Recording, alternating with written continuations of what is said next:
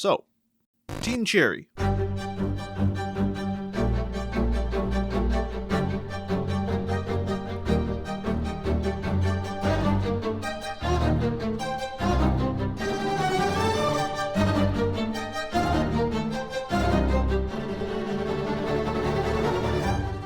They've only made 2 games in the last 15 years, but these 2 have made waves throughout the entire internet, Hollow Knight and Hollow Knight Silksong. But both affected the internet in entirely 2 different ways. One had changed an entire genre of games and also pretty much set a new standard for indie games as well. Meanwhile, another had a long history in the making that hooked onto the hype of the last one. Though the journey was definitely the most noteworthy part, but the release was also pretty important as well. This video is about Silksong's journey and its destination. But in order to get a better picture of it, let's have a brief overview of the one that started it all.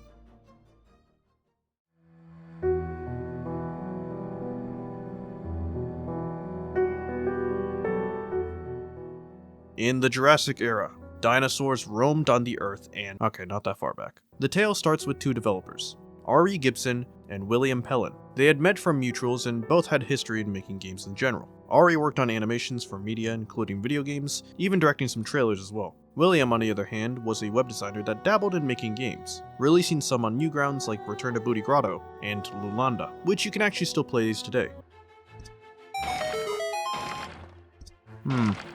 I'm seeing a lot of similarities already. Turns out they had a lot in common, and became close friends, going on to join a game jam together. In case you don't know what a game jam is, basically it's when a bunch of developers have a competition to try and make games from the ground up in a short time span. This one specifically being Ludum Dare, one of the more popular game jams on the internet. This game jam happened in 2013 and had the theme 10 seconds. Ari and William decided to get help with the game jam, inviting Rohan Fraser to the team, an artist that Ari had worked with before. And this pretty much was the birth of Team Cherry. The 3 of them in the game jam went on to create their first project, Hungry Night. Wow, doesn't this look familiar? And they lost. The gameplay wasn't really fun. Basically, the game loop was, you would need to kill enemies around you to fill up your hunger. But if you couldn't do this in 10 seconds, you'd die. But there was something charming about the game and specifically the art style. So Team Cherry, specifically Ari, decided to hold on to this idea of bugs killing each other. They then went on to participate in more game jams, specifically the 29th Ludum Dare, which had the theme Beneath the Surface. A perfect fit for an idea they made a year ago. Except they missed the deadline. Yikes. But the idea still remained, and the theme was still stuck in their heads. A small bug knight exploring a whole kingdom beneath the surface. This was the beginning of Team Cherry's debut game, Hollow Knight.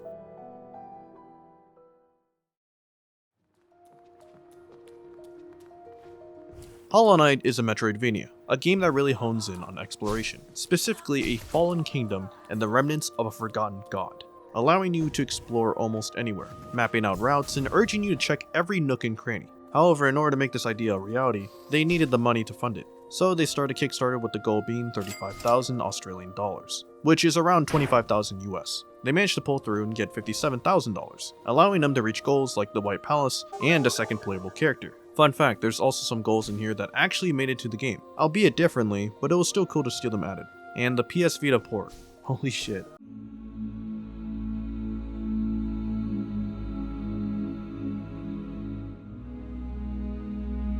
Around this time, Rohan sadly departed from the team to work on his own career. So Ari and William needed more people to fill this hole, hiring David Kazi, one of those 2, with coding, and Chris Larkin for music, as well as Matthew Griffin for marketing. This guy must have really had an easy job during Silksong. This was the team that would help build Hollow Knight, and while it was a hard journey, the destination more than made up for it. And in 2017, they would finally release a game that would shake the indie game genre and set a new standard.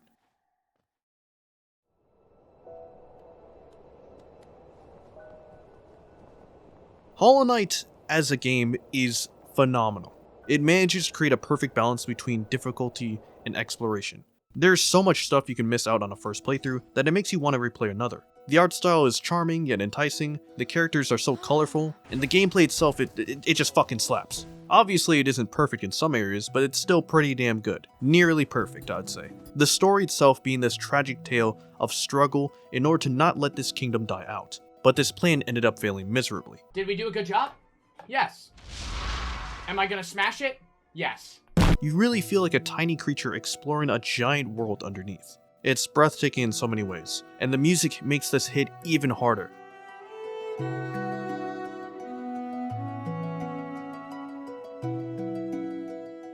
The platforming and combat also being so satisfying to pull off. There's something about perfectly dodging enemies' attacks and landing that meaty hit on them. The game is difficult. It's definitely not for everyone and will drive some people out, but the flow that is created by the game's mechanics turned into something to remember.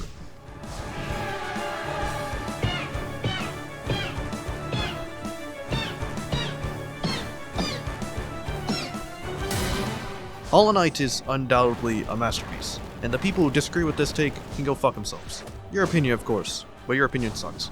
Anyway, Team Cherry created something extraordinary and went on to keep updating it, releasing 4 DLCs, one being an all-time favorite of mine for this reason, not this. It's safe to say it was a hit. So, what was next? What do you do after this? Well, after Hollow Knight was released, a lot happened, obviously, both good and bad. But a bigger problem was established a lot earlier: the second playable character. This is Hornet, a major character in Hollow Knight that was supposed to get a DLC that revolved around her. She's a very mysterious character in the game who has a lot of ties with the in-game lore. Basically, people wanted more of her. However, during the process of this DLC, ambition took over Team Cherry, and the ideas for the DLC became big. A little too big. Really fucking big, actually, holy shit. To the point where it would actually be better for them to release it as a full-fledged game. So, this was the beginning of Hollow Knight Silksong, the sequel to Hollow Knight, and the game that would starve out its fanbase until it finally released. Silksong's journey is so interesting because of the phenomenon it has created over the years. And I'm not saying that other games had it worse. I mean, Mugenics took over 12 years, and Bloodborne... We don't talk about Bloodborne. However, Silksong has had this weird effect that I haven't seen on any other hyped game. In fact, it's actually kicked up a lot of different types of content. I'll explain that later though. From the announcement to the release, it took 7 years for the game to come out. And within those 7 years lies an insane amount of desperation, despair, and division within the community. This is the 7-year build-up to Silksong being released. On February 14th, 2019, Silksong would be announced. Team Cherry's second game. Now obviously, people were excited. What else could they cook? What made this even better was the demo shown at E3.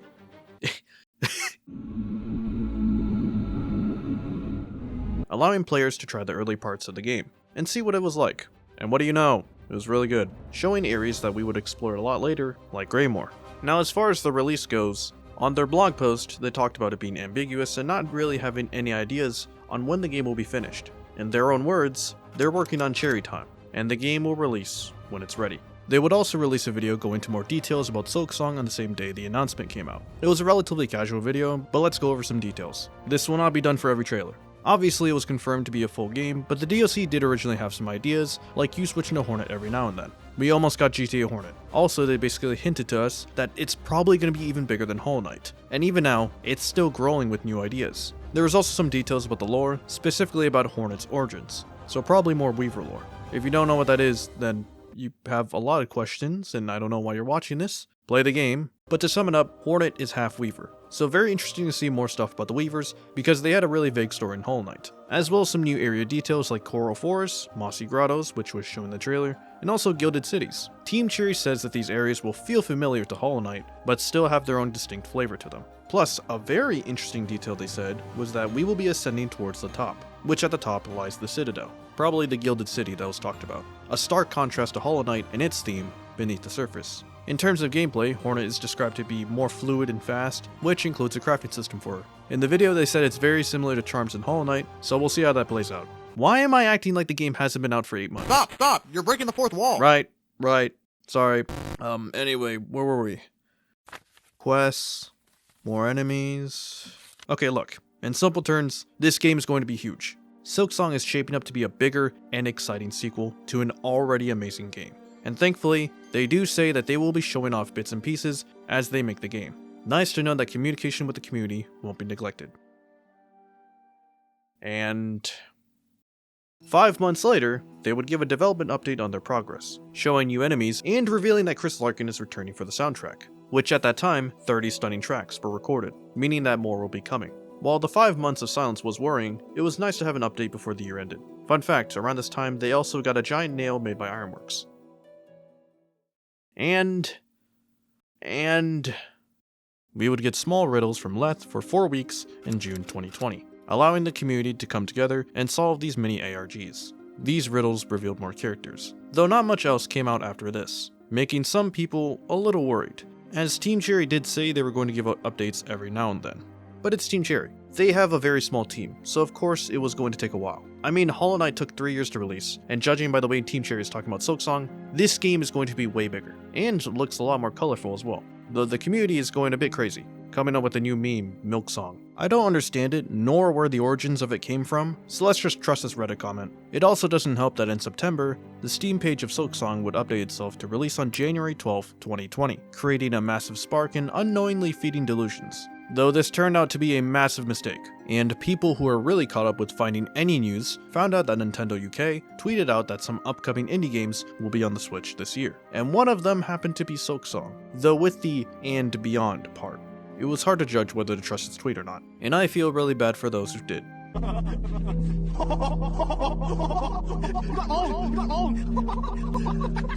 The Silksong community was slowly falling apart, praying for any type of an official update. Not even a release date, but a confirmation that yes, they're working on the game. But a lot of hopeful people just kept on saying this. Just let them cook. It'll come. And thankfully, our prayers were answered before 2020 ended. An interview with Team Cherry came out in issue 354 of The Edge magazine. Oh, the irony. Showing more gameplay screenshots and also characters as well. Hey, there's Carmelita. They would also talk about development and the troubles they had to deal with, like Hornet's height actually mattering a lot, opening up the map's space a lot more than Hollow Nest. Basically, Farloom was going to be even bigger than the first game. They also had the trouble of making the game more accessible to a wider audience, as they didn't want people who didn't play Hollow Knight to get turned off by playing Silksong.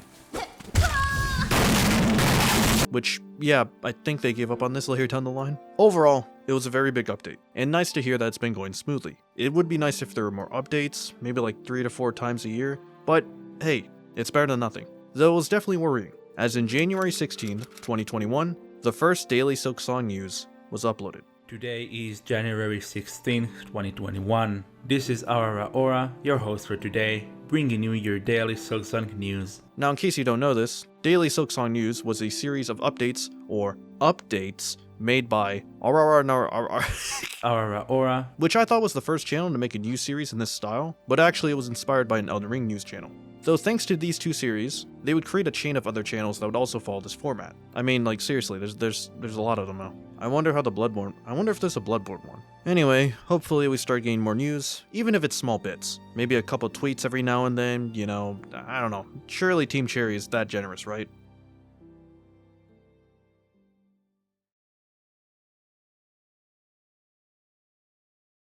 Nothing. Team Cherry had given us nothing. I mean, surely they're still working the game, right? Of course. But when you become desperate, you become stupid. So in retaliation, Silksong never became a thing, as well as Silksong Tomorrow, a balancing force between hope and despair. Surely it will come out. Nah, it's never coming out. Though everyone had felt a similar frustration thanks to this. Not even a single tweet saying, yes, we are still working on the game. Just absolutely nothing. Communication with the community had been dead for a while. In fact, 373 days after the Edge magazine released, we finally got a yellow, which most of the time is a little itty bitty crumb of news, you know? Just there you go. But we were fucking desperate. It was like we were being starved out and handed scraps. In fact, you want to know what the yellow news was? An unknown source, that's right, saying that a release date isn't confirmed right now. That's it. I wish I was kidding. There would be little hints and sprinkles every now and then, like Makoto Koji, who voiced a lot of bugs in Hollow Knight and is also the voice of Hornet, apparently finished her voice lines. And this sounds great, until you really think about it and remember that all the bugs in Hollow Knight made these sounds. Though, finally, after all that silence, we got something unexpected.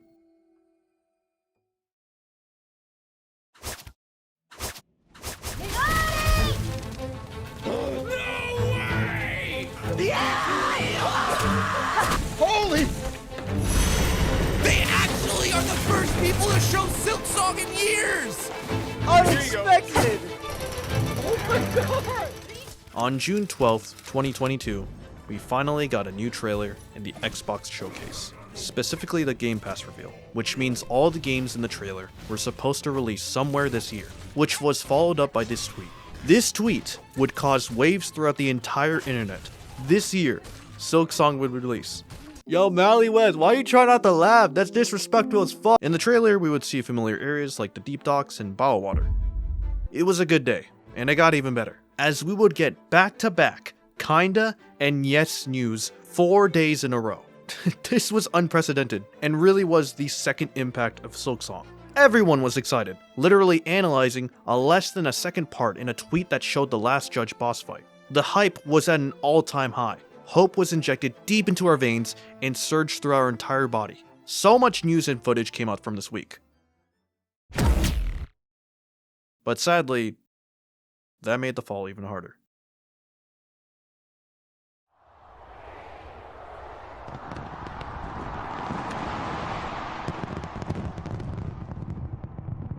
The game didn't come out.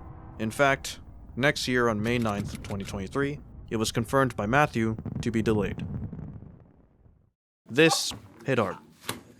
But thankfully, we also got news that the game initially was planned to release in the first half of 2023, which means that probably in the later half, or early next year, the game would finally come out. While the delay was tough, it felt like a chapter was finally closing. Oh, how wrong we were. Though it was finally nice to get some communication with Team Cherry. In fact, people were less disappointed with the delay, and more excited on the fact that we actually got some sort of news. It was like a limbo state. We knew there was an exit, but we were trapped in a pitch black room, and the only thing we could do was hope that it would come out soon. Well, soon, but probably next year.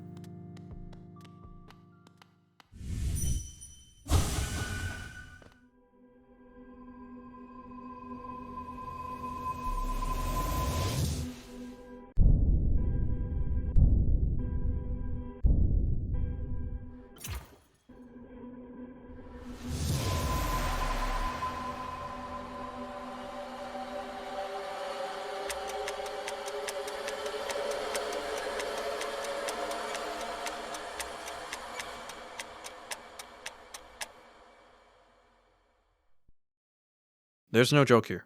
This was probably the darkest time. There was absolutely nothing, at least in terms of a release date.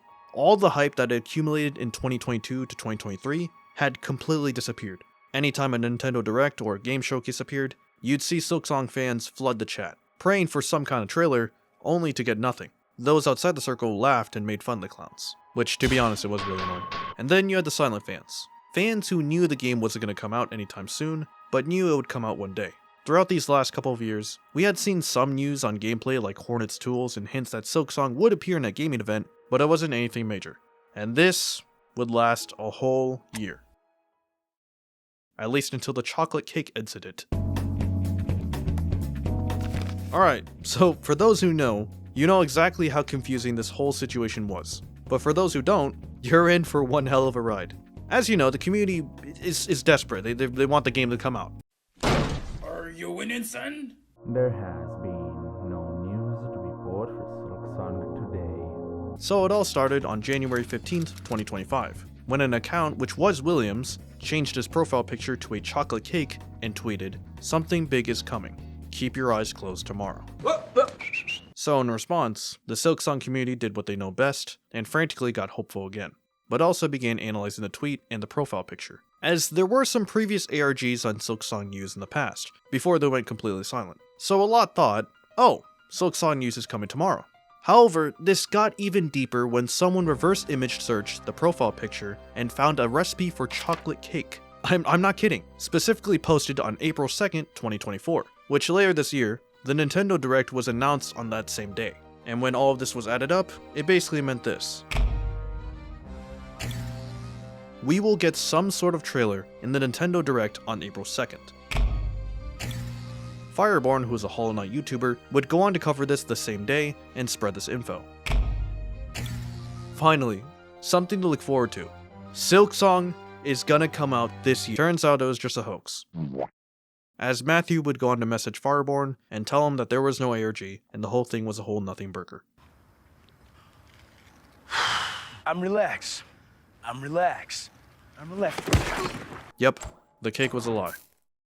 I mean, to be fair, there have been ARGs in the past, and the timing with a Nintendo Direct, it seemed too good to be true. However, going back on the account and looking at previous posts, and you can see 3 other tweets made that day, and the history of the account in general. This is just an account used to tweet out poetry or artsy statements. At this point, the community was fed up, and genuinely got angry over this false ARG. Which again, not really fair on Team Cherry as discussed before, but the years of waiting, delays, silence had piled up and people were just tired of it all.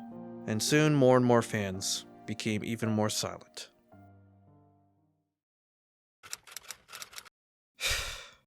Well, it's April 2nd, may as well check the Nintendo Direct. The Switch 2 is coming out later this summer I think, so there's probably gonna be a couple new games. Wait, what? Go back. Oh, these motherfuckers. So, turns out the cake was actually real. Silk Song finally got a release window and new gameplay. And it completely flipped from it's so over to we're so back. Silk Song! We got a Silk Song! It's coming to us! Silk Song! Keep in mind, it's been 476 days since the last actual news. And now I can't tell if William planned this or not. What? It was just a prank, bro. I think it was done without prior knowledge of Matthew, and Matthew figured it would be a mistake to tease Silk Song like this, so he decided to take the noise off of it. Or Team Cherry planned this to fuck with the community, by making an ARG, then announcing that it wasn't real, only to lower expectations, and reveal that it was actually real the whole time. This happened 3 months after the whole debacle, by the way. It would also explain the small gameplay shown as well. It was done in a way that you can easily miss it if you weren't looking at the screen for a couple of seconds, especially for a game with this amount of hype and build-up. At this point, the community had been at an all-time high, probably since this is the longest we've been in complete darkness. In fact, this daily Silk Song news reached 1.5 million views, an unprecedented high that has never been reached on the channel before. And there has been yes news, yes news, yes news. There are slopes in Silk Song. This is why it took so long. The hope syringed pierced deep. There could be a delay later, and people would still be happy to get something at least. But everyone was taken aback by this, some rightfully confused by the showcase. Now, was the release window actually going to happen this time? We don't know, and while it's good to keep hope up, this isn't the first time this has happened. But, for some reason, something was different this time. Something about this small gameplay gave us more hope than ever before. While some didn't believe, the believers felt it in their bones. Silk Song was going to come out this year. Okay, after that brief but important direct, news started to trickle a lot more. Not that much, let's not get too carried away, but enough to keep the hope going. New screenshots, new cover art, and even more gameplay. In fact, later that year, a new trailer for when Xbox showed off their Switch Deck thing, whatever, every fucking console has this now, it was set to release late this year. Meaning the release window for the game got even smaller. This got even better when a month later, a demo was confirmed for the Xbox Gamescom. I mean, come on. What else could get better than this? The hype train had set its location, and it wasn't stopping anytime soon. I mean, it did slow down a couple of times, but comparing to earlier years, and damn, business is booming. Almost everyone had this exact same thought when they boarded the train. It has to come out this year. There's just no way.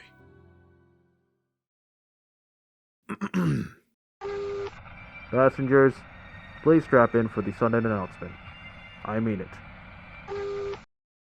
And on August 19th, 2025, Team Cherry would finally post something on their blog. Yeah. They what?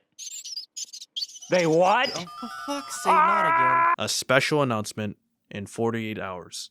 Oh my god. It's finally happening. Not only that, but also an interview with Team Cherry, detailing why it took so long. The hype train at this point transformed into a spaceship and went around the universe in light speed. AKA, we were very excited. But let's take a small detour and check out Gamescom. And I'm not talking about the way to play Silk Song. For the people who went and played it, it had the consensus of being really good. Wow, not really surprising, but for those who were worried, they were relieved. These 48 hours literally had the same excitement as a popular game release. And this was for an ambiguous announcement that could have easily been a delay.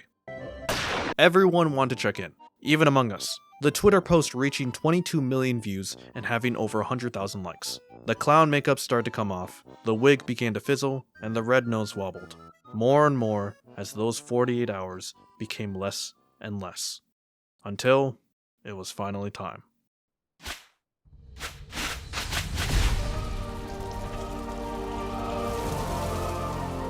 It has been 2,380 days since the announcement of Silksong. 7 years of real-life time has passed. People graduated, got married, had kids, and were still waiting for this game to release. Some even did all of that in those 7 years, which is crazy to think about.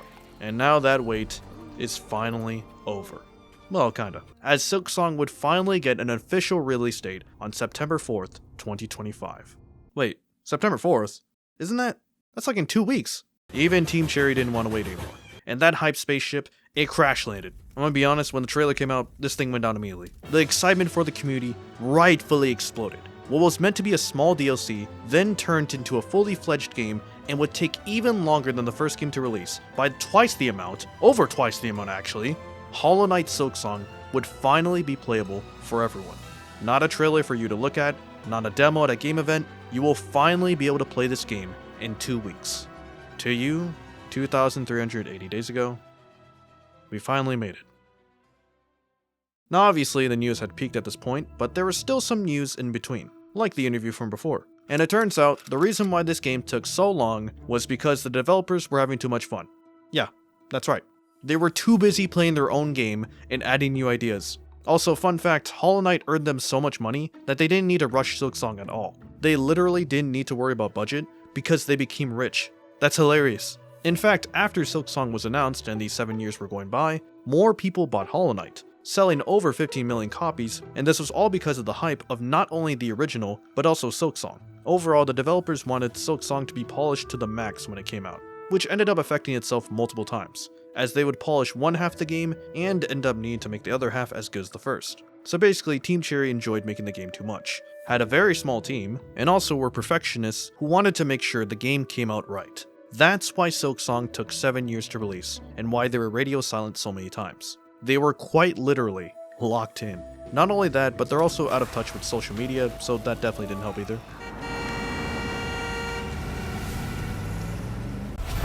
I can only imagine how the DLC is going to go. If you want to know more about the interview, I'll link in the description below, and also a video on said interview. Moving on from that, the Steam page would get updated, more gameplay would be shown, and the official prices would come out, as well as the release hours, aka chaos. Also, $20 after all this time, it really did feel unreal for the game to be priced like that after waiting so long. People were expecting it to be like $30 or $40 or even more. And to be honest, the $20 mark is really underselling it, but they already got the bag, so who cares. There would also be no pre-orders, which means people would have to buy the game on release. Gee, I wonder what's gonna happen when the game comes out. All of this accumulated into a massive hype ball, and soon, this ball would come crashing into the Steam, Xbox, Nintendo, and PlayStation stores. Why is it still on screen? The night before Silksong, you could hear everyone shifting in their beds. Some didn't even go to sleep due to excitement or having a terrible sleeping schedule. Surprisingly, it would release in the morning, which would mean we would have the whole day to play it. Fortunately for me, I had afternoon classes. It felt like time had slowed down, as if the whole world was trying to delay the release of the game. Or that was my mind trying to put me in the worst mood possible. Either way, I couldn't wait, and made sure to eat a filling breakfast so that I could play as long as I could. I'm sure many others did as well. You know, it's surreal thinking about it now. Having a game that you have anticipated for so long finally be playable. I've never really had that feeling before. Elden Ring is my favorite game of all time, but I wasn't really aware of the hype it had prior to its release. And GTA 6, I don't really care that much to be honest, but I can recognize how many people want to play it. Funny enough, it's pretty much a new Silksong now.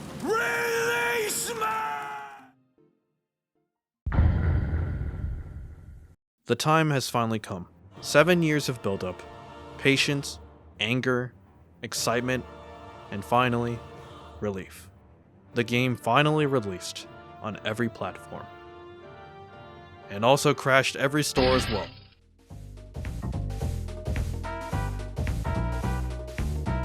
Yeah, so turns out every platform for some reason wasn't ready for the massive influx of people wanting to buy the game.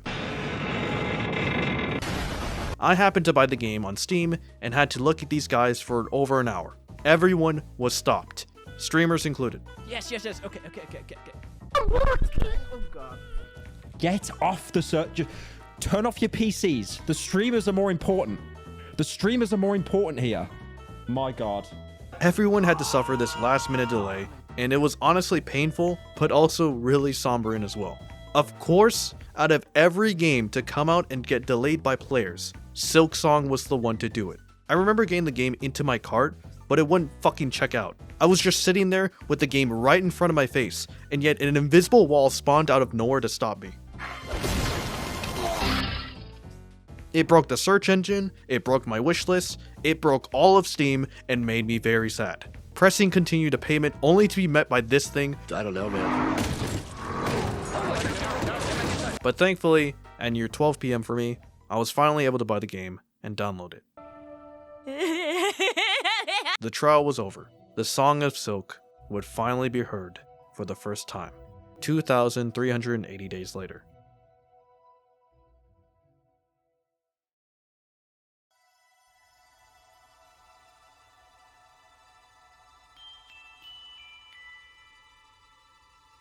The release of Silksong in the first month of it would divide its fanbase. At first, people loved it. It had all of what Hollow Knight had, and then decided to multiply it by 4. More areas, more bosses, more dialogue, more playstyles, more of just everything.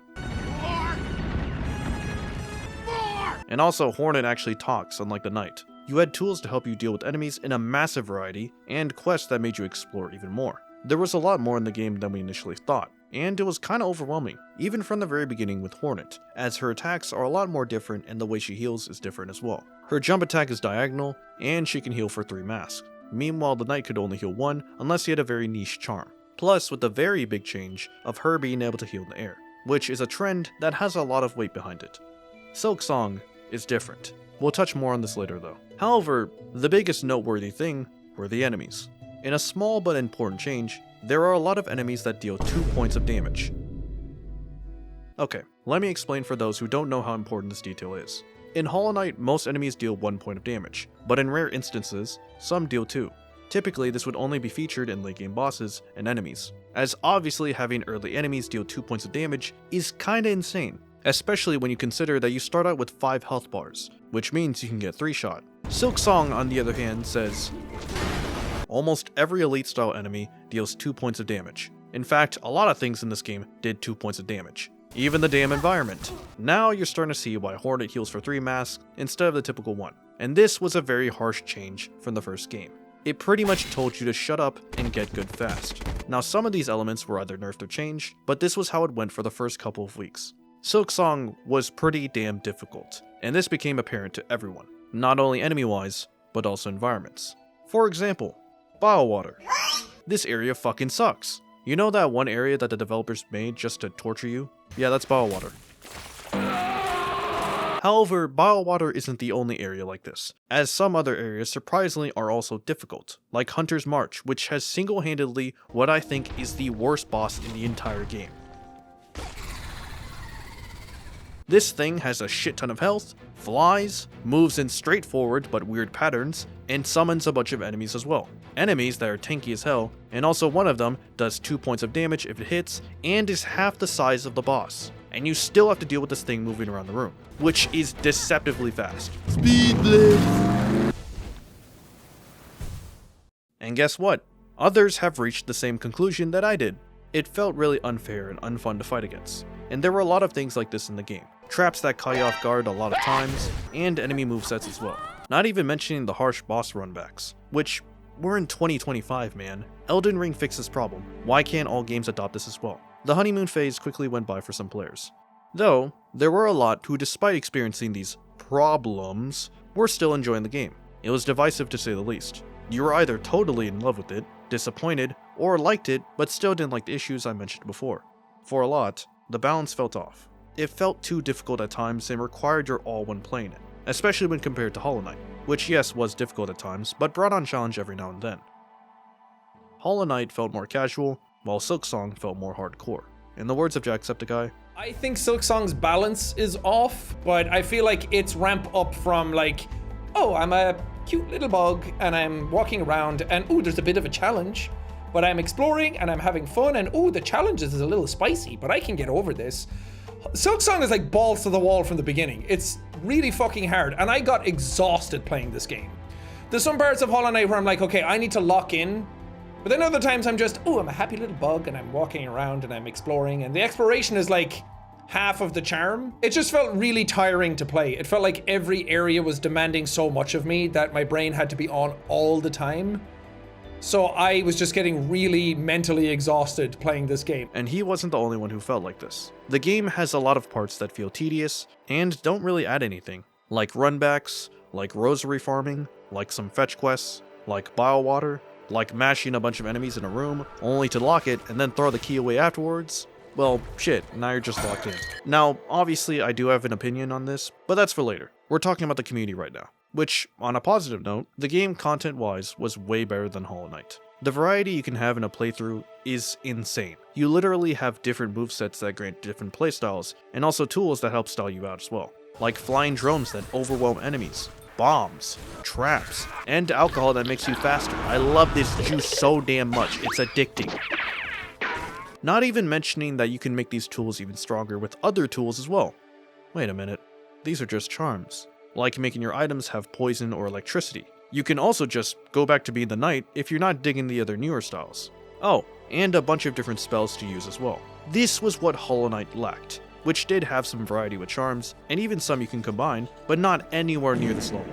Not only that, but the level design was beautiful, and felt so smooth to traverse, when you weren't fighting with their life on the line. Say what you want about the Blasted Steps boss run, once you get used to it, it's fun as hell to go through. Speaking of traversing, the movement, oh my god, it's so good, it's so good. Mantling is something I will deeply miss whenever I replay Hollow Knight. Like, why can't this little guy just reach his arms and grab the ledge? I just said the reason, didn't I? Also, this grappling hook needle, a lot more funner than I expected. I thought this would be really niche, but the amount Teen Cherry did with this, it was by far my favorite movement ability in the game. It made exploring the game even better than it already was. And exploring in general was one of the best parts of the game, though sometimes it was difficult to find some areas. And this is also a notion shared with the community, like Wisp Thicket, the most nothing burger area. It puts a fine line between exploration and bashing your head against every wall, because it might lead to a whole new area with new enemies and a boss in it. Don't get me wrong, exploration is still phenomenal, and really shocked me with how big the game got every time I found a new area.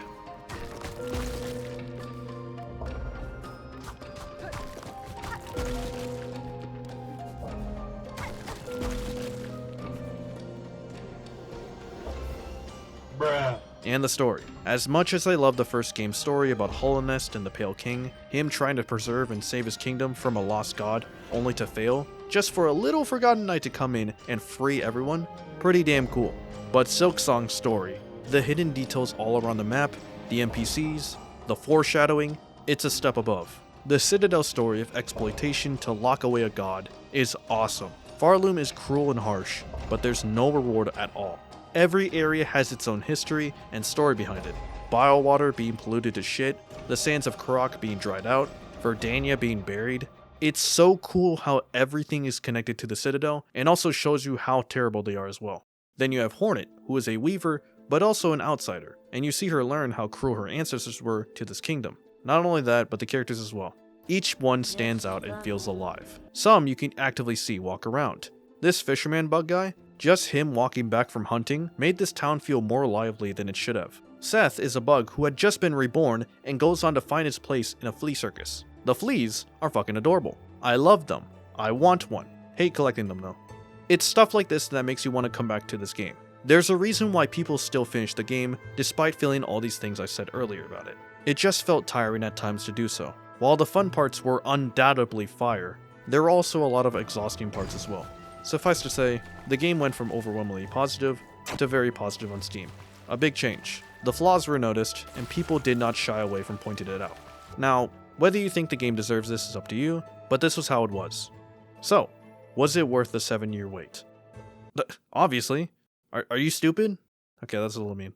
It was fucking phenomenal in so many parts, and even including the bad, it still goes hard. Because while Biowater is shit, the Phantom was also in the same area. One of the best boss fights in the game. Just because multiple experiences are bad doesn't mean the entire thing is. However, all this talk about difficulty had reached the devs, who proceeded to put out a patch where they would nerf some enemies and bosses, like Morrowind and Sister Splinter, as well as these damn worms, dealing only 1 point of damage.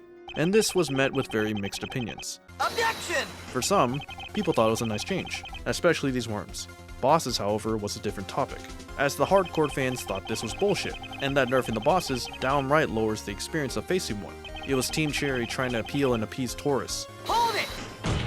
Though some argued that this was a necessary change, as too much difficulty translates to, this shit is just not fun anymore, and is annoying. Let me delete the game forever and play something else. It reminded me of Consort Radon, and how it was a boss that was unanimously criticized as too hard.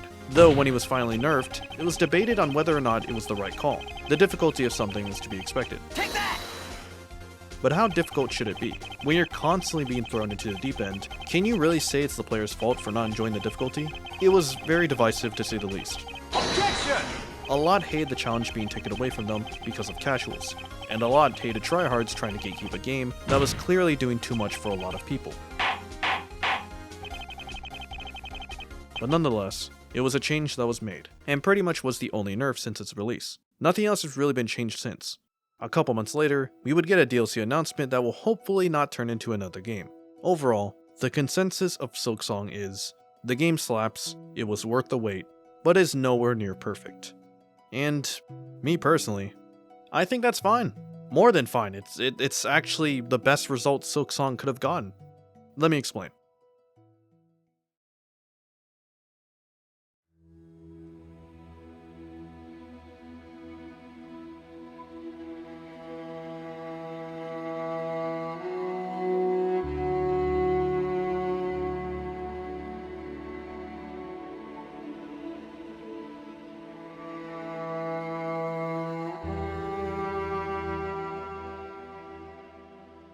Okay, YouTube man's opinion time, aka the one you don't care about, but continue to listen to anyway.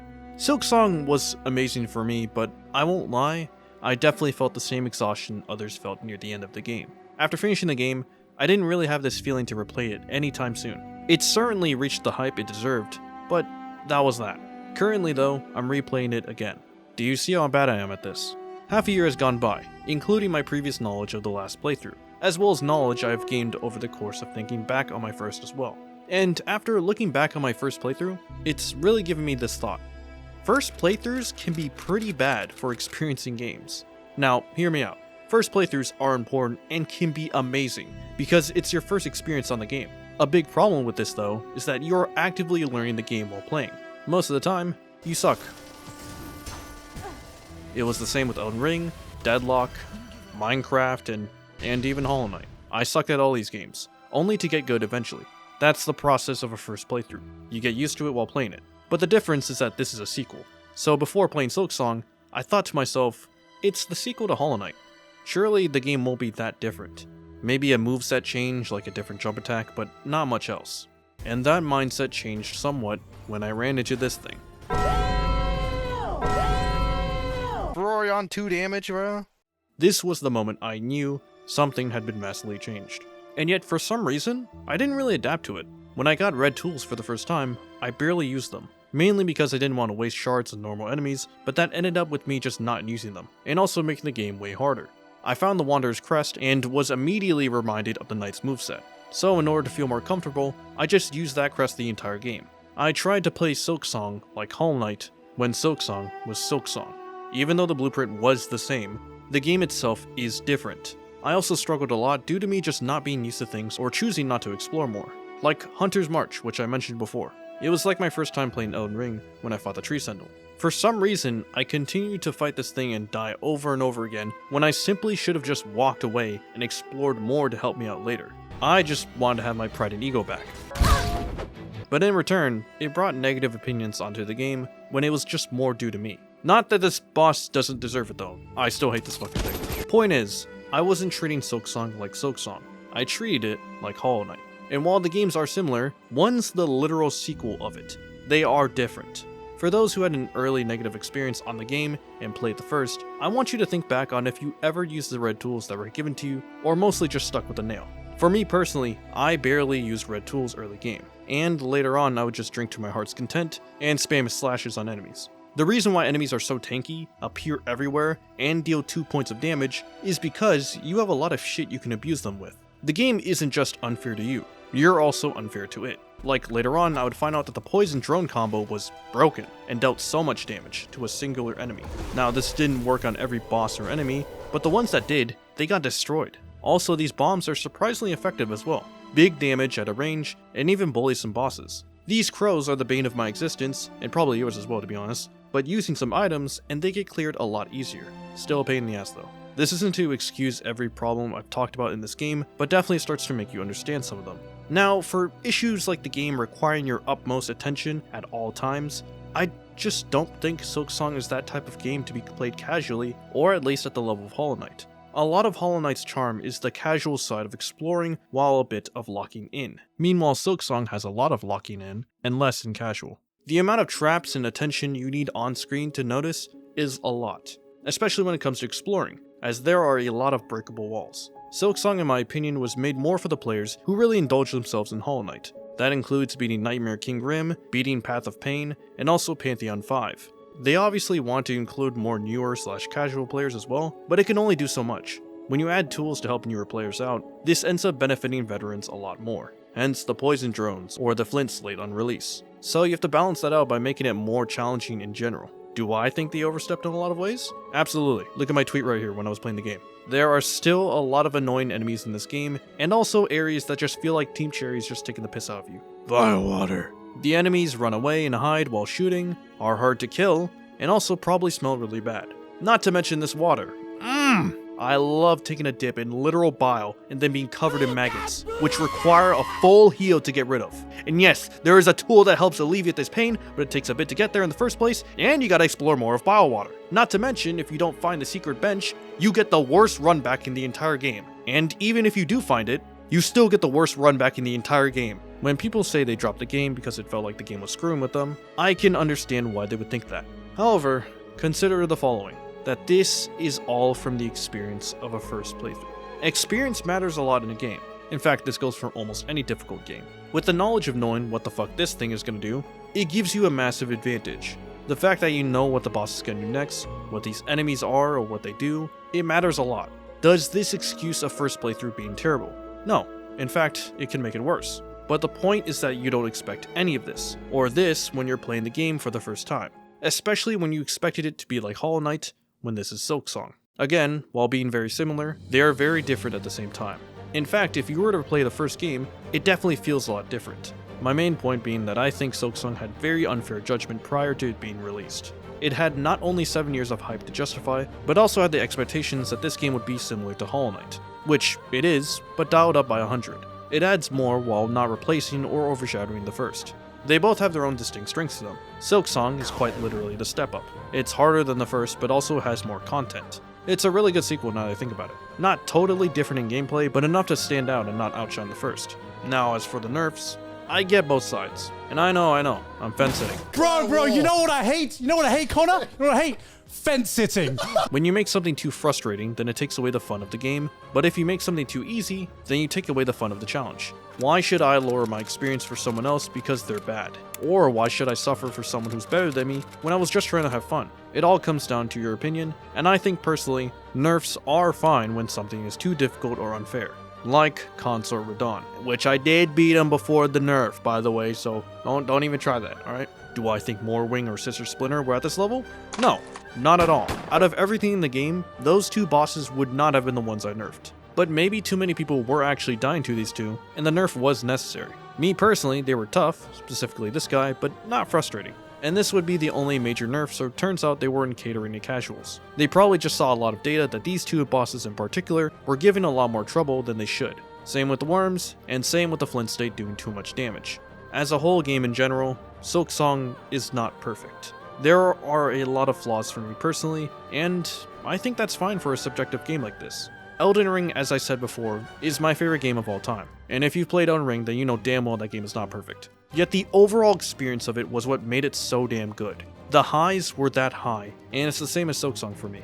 Carmelita, the Lost Sinner, and the Clockwork Dancers are some of my favorite bosses of all time. And there are lows to it, and we're talking low lows, like slandering the devs because of that piss low. Hollow Knight is also not a perfect game as well. Might be minor, might be major, but it is there. Some even suffering the same problems as Silksong. These are just my opinions though, and obviously you have yours. You might agree or disagree with some of mine, but I can only say shit that will maybe change your mind or make you understand my point. Or neither, and you just hate me now. Difficulty is subjective no matter what, and while there is sometimes a majority, the minority is still there and being affected. Like, a lot of people hate the Tower of Core run back, but I didn't really mind it that much. In fact, the part I hated the most was the needling part. Now, I was using Wanderer and Threadstorm, plus the drones, but hey, I was using the tools in the game, okay? I don't really look back on the run back in dread, like Biowater or The Last Judge. To me, it's a cool challenge to showcase the bugs of Karak and their pride. In fact, the boss on top isn't even that hard. The Gauntlet was actually harder, but obviously people don't have the same opinion. In fact, I think I'm in the minority this time. This was in Act 3 and I had gotten used to the game's mechanics. Anyway, this is what I mean when I say difficulty is subjective. It's a really hard topic to judge since there are like 10 sides, and all of them have somewhat of a valid part to them. So, moral of the story is, people have opinions. Shocker, I know. Silksong is a fantastic sequel, and I will stand by that. It's different enough while also being familiar as well. It does enough change to make it stand out, but not overshadow the original. As much as I love Slay the Spire 2, it almost eclipses the first game in every way. Which that brings up another question on what a sequel should be, but that's a different topic. Would Silksong have done better if they had just copy and pasted Hollow Knight but with Hornet instead? Maybe. But they took a chance on it, and after understanding the gameplay, I can say that in a couple of years, this game too will be looked back on fondly. It is harder, but the amount of content present within the game is enough to make it a classic one day. All of this for $20 by the way, as well as free DLC too, which at the moment I don't know how big it is, but free DLC dude. So basically, Silksong is misunderstood, definitely not perfect, but still a certified banger. If you enjoy pain and freedom, please play the game. Wait, I got something else to show you. So in preparation, I decided to reach out to a channel, which is pretty much the sole reason why this video exists in the first place. Daily Silksong News, and more specifically, Araraura. As I truly do think this man right here is one of the main reasons why Silksong became so damn notorious. And I want to get an interview and ask him about his overall feelings about the game and the journey of everything as well. So, before we get to that, to the team behind Daily Silksong News, thank you for covering the game. You guys matter to the community more than you think. Now then, one more fancy transition, shall we?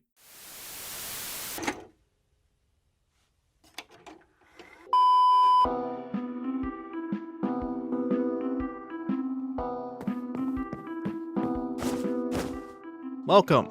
So, just to start things off, in case anyone doesn't know who you are, or doesn't have any knowledge about Daily Silksong News, let's just start off with a simple introduction. So I'm Araraura. I've been running the channel Daily Silksong News since 2021 for every single day. And right now I'm at day 140-ish of reporting on the upcoming Silksong expansion, Sea of Sorrow. Original series, it reached nearly 1,700 episodes. So like 2 years after Silksong was first announced, first revealed. Yeah, basically pretty much ever since. Gained a pretty sizable audience, met a lot of great people, made some pretty great friends. Quite a journey. Alright, let's just go over some very simple questions, easy, nice and simple. Where did the name Araraura come from? So this is just something really old. It doesn't have anything to do with Silksong or Hollow Knight at all. It's just when I was like 12, I used to really like birds and parrots and this sort of stuff. And there was this one bird that I really liked, Araraura, and I thought it was like a cool name, so I was using it like on the internet wherever they asked for like a username. And one time I made a typo and I just decided to like stick with it. Why did you make this channel? I write this in the description of my videos and on the about me of the channel, but this channel is inspired by daily Elden Ring news. well, before Elden Ring came out, that channel was still running, still making videos every day. And I saw some of my friends like talk about it, about daily Elden Ring news, and I thought like it was kind of cool. And I was like wondering if someone made a channel like this, but for Silksong, because this was still like in the time where people were like really hyped for Silksong, looking for any kind of news, any kind of info. And I looked it up, and there wasn't anything like that. So I decided like to just give it a try, to just do one on my own. And the next day, I uploaded my very first video. What is it like being the main source of news for the community? Feels kind of weird. Like sometimes I don't really think about it too much, but then sometimes I remember, oh yeah, a lot of people like rely on my channel for information. Like I get my information from like other sources and people, like Reddit posts or stuff on the Discord. I'm never like the first one to find it, of course. So I guess my channel is just like an outlet for a lot of other people.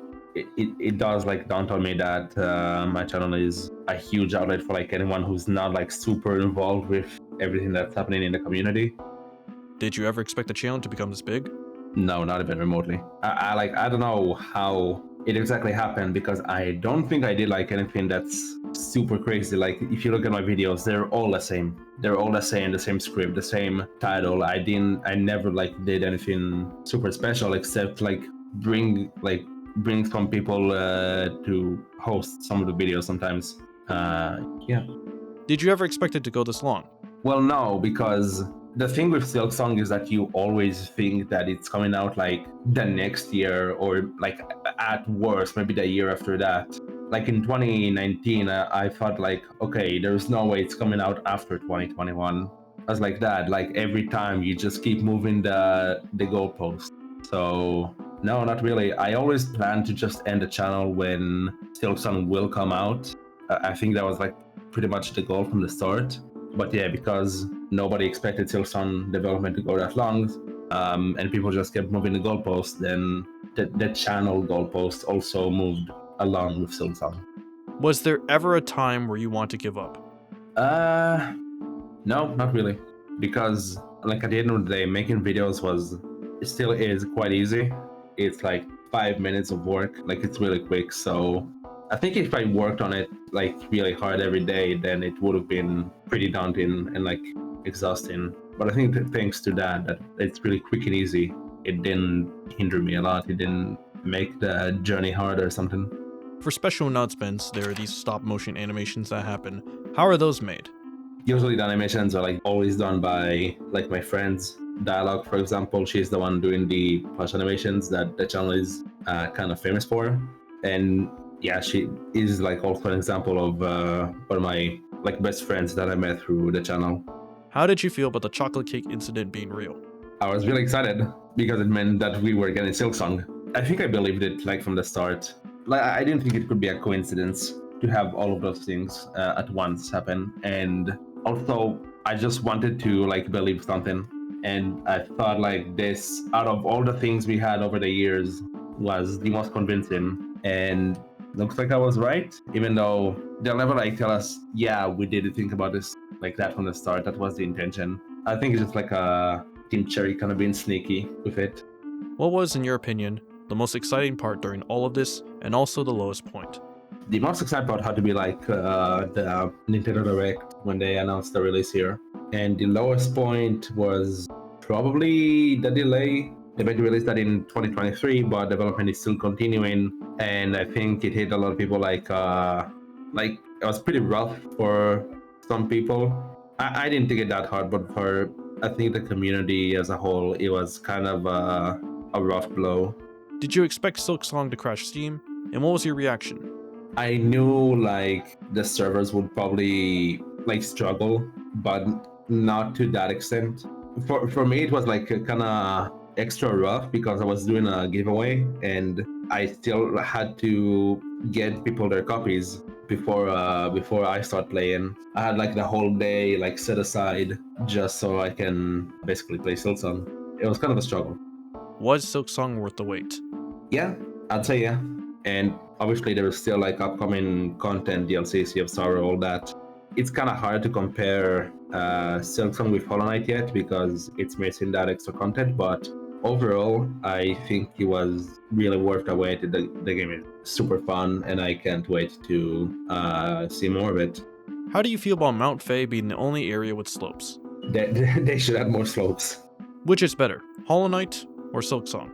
If you're asking me like what is my favorite game between the two, it's still Hollow Knight. It's hard to say like which is better because there are a lot of things Silksong does better than Hollow Knight, but at the same time, there are some things that Hollow Knight does better than Silksong.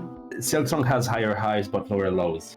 But I think Hollow Knight is kind of more, I guess, magical because with Silksong, like Silksong is a pretty similar game, but the first time you play Hollow Knight, it just has all that magic that no other game has, which is the main reason why I still prefer it. I still love it more than Silksong for the most part. Is Silksong too difficult? I don't know if too difficult. I'm kind of biased because I came from Hollow Knight and I'd say I'm pretty good at Hollow Knight. I did all the achievements. I did Pantheon 5 with all bindings. So I had my practice basically, and I came to Silksong pretty prepared.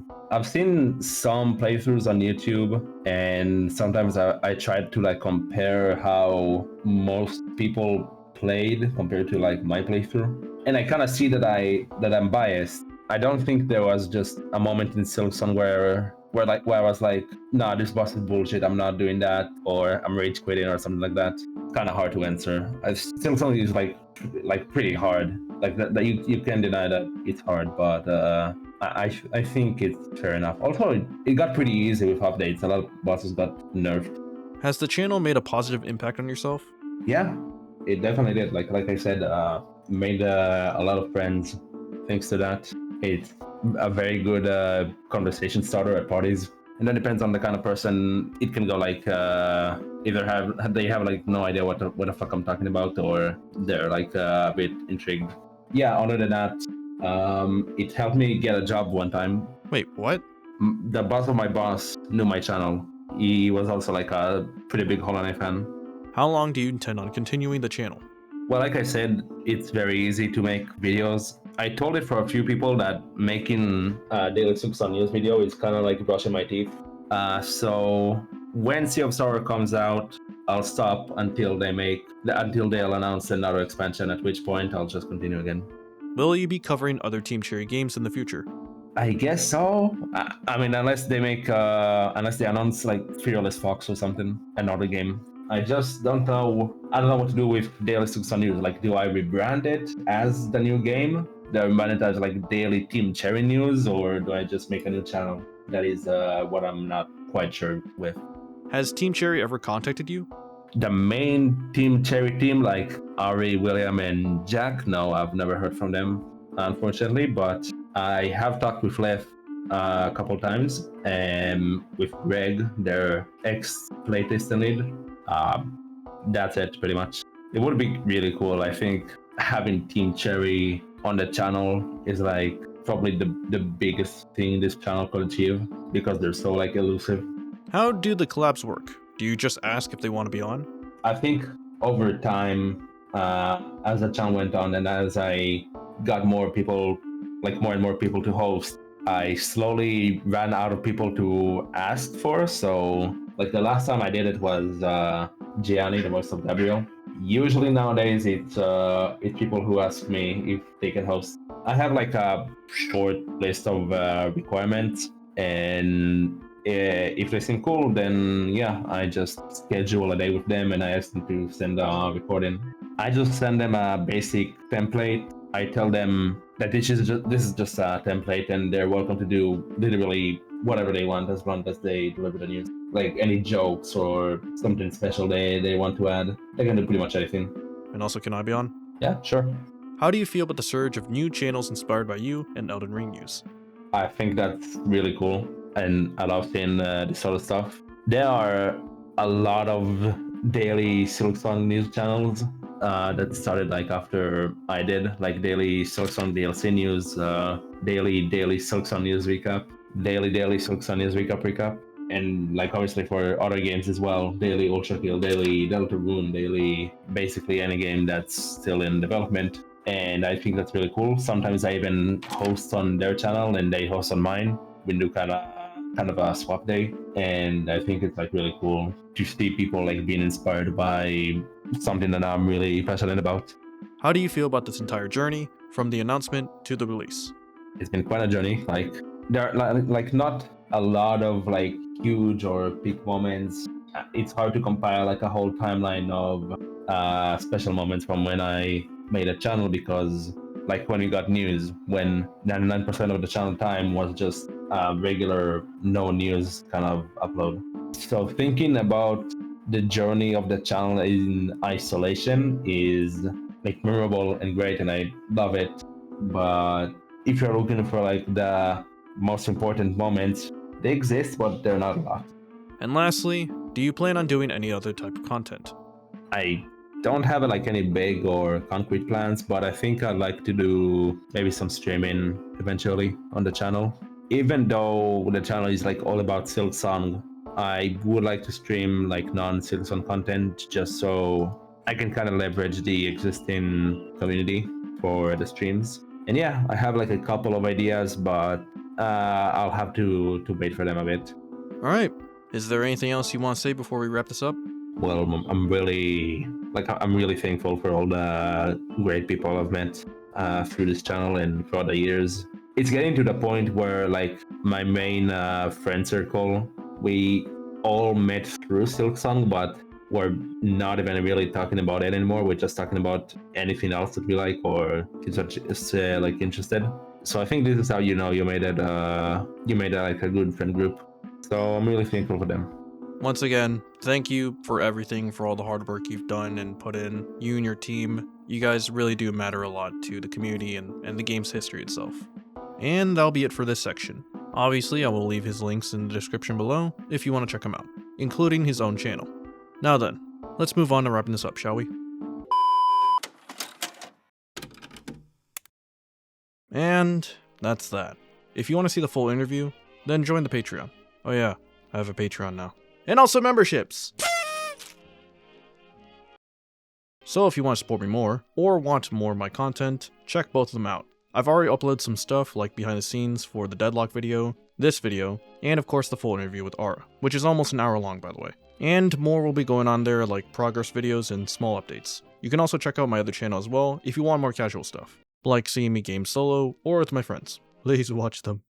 With the self-plug out of the way, thank you to Daily Silksong News, but also thank you to everyone in the Hollow Knight community. It really is cool to be a part of something as special as this. Even though it's really just a game releasing, the history, emotions, hype, all of it was cultivated by you all. And this video exists for you guys. Unless you hate the video, which, my bad, bro.